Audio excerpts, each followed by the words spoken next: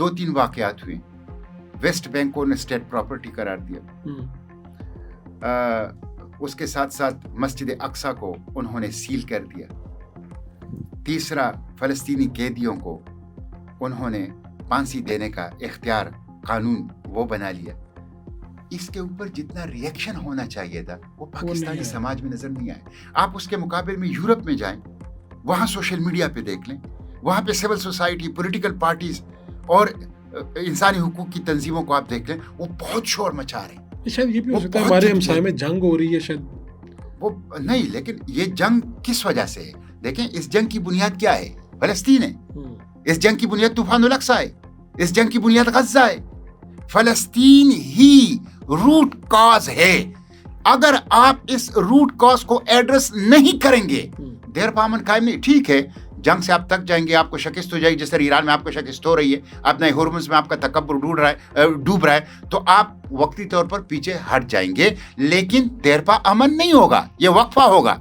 ये जंग के दरमियान छोटा सा अमन का वक्फा होगा.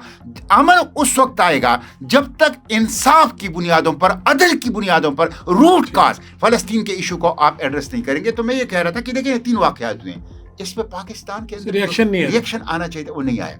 एक चीज है, स्टेट पाकिस्तान ने भी कोई रिएक्शन नहीं दिया, कोई खास नहीं. अच्छा, फिर आप एक और चीज आप देख लें, वो ये कि हमारे यहाँ लोग, आम लोगों की भी ये नफ्सियात है और जो लोग फलस्तीन के लिए काम करें उनकी भी नफ्सियात है. मैं उनको क्रिटिसाइज नहीं करना चाहिए, मैं पहले से कहना चाहता हूँ. वो ये है कि थोड़ा सा अगर हम डोनेशन दे देना तो हम समझते हैं फलस्तीन के हवाले से हमारी जिम्मेदारी पूरी हो गई. ये गलत है. फलस्तीन के हवाले से किसी भी ऐसी तंजीम को जिसके ऊपर आपका एतमाद हो और अपनी इस्तिताअत के मुताबिक चंदा देकर आपने अच्छा काम किया लेकिन आपका फर्ज पूरा नहीं हुआ, हम इसके जरिए से अपनी ज़मीर को सुला रहे हैं. मैं लोगों से कहता हूं, हम इसलिए नहीं है कि दुश्मन हमारे मस्जिदें मुनहदिम करेगा, हम उसके लिए चंदे जमा करेंगे. दुश्मन हमारे बच्चों को यतीम करेगा, हम उनके लिए यतीम खाने खोलेंगे.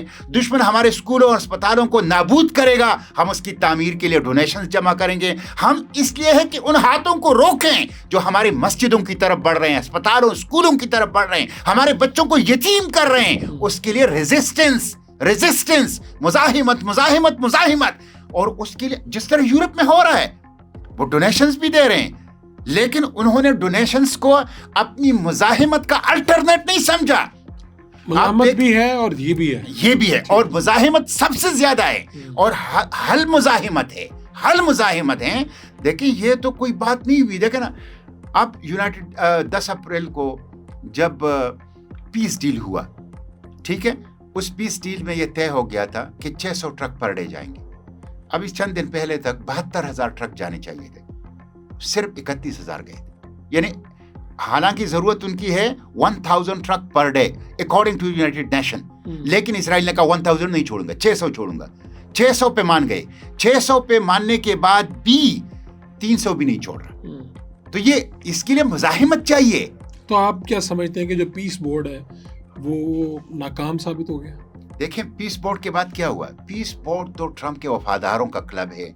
पीस बोर्ड तो इसराइली मकासद को की तकमील के लिए है. पीस बोर्ड तो मिल्लत मजलूमा गज़ा की ख़रीदारों का एक इकट्ठ है. वो आप देखें, उसके बाद क्या हुआ?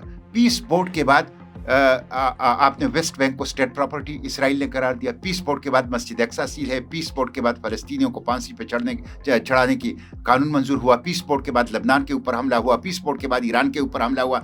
पीस बोर्ड के बाद अमन सबसे ज्यादा पांव तले रूंधा गया अमेरिका और इसराइल की तरफ से. तो ये फ्रॉड है. आप समझते हैं कि पाकिस्तान का इसमें शामिल होना फैसला गलत था? पाकिस्तान का इसमें शामिल होना इकबाल, कायद और लियाकत अली खान की तारीखी फलस्तीन पॉलिसी से इन्हिराफ था.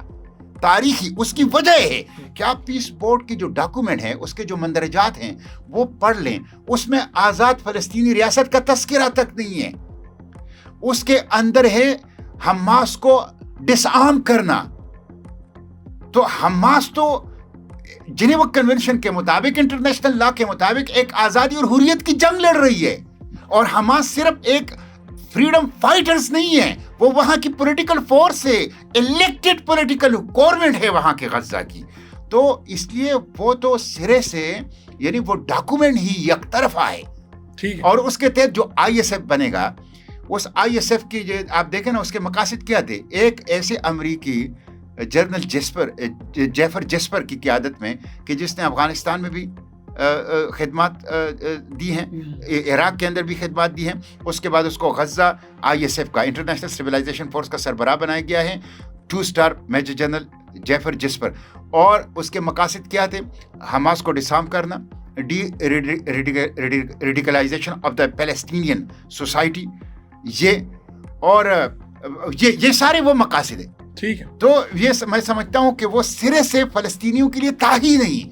وہ یعنی بورڈ آف پیس نہیں تھا, وہ بورڈ آف دونس تھا, اور وہ ایک آکوپیشن. کیا ہے اسے فلسطین کا جو کاز ہے وہ متاثر ہوا ہے, کوئی فائدہ نہیں. یعنی آپ دیکھیں نا اس کے بعد اسرائیل جو ہے اس نے مستقل آکوپیشن کی ہے, اس نے جینوسائیڈ کو آگے بڑھایا. اس جنگ کے بعد تو مجھے ایرریلیونٹ ویسے ہی ہو گیا بورڈ. ہاں بالکل, وہ ثابت ہو گیا, وہ ثابت ہو, انہوں نے اپنے ایکشن سے ثابت کر دیا کہ اس بورڈ کی کوئی حیثیت نہیں.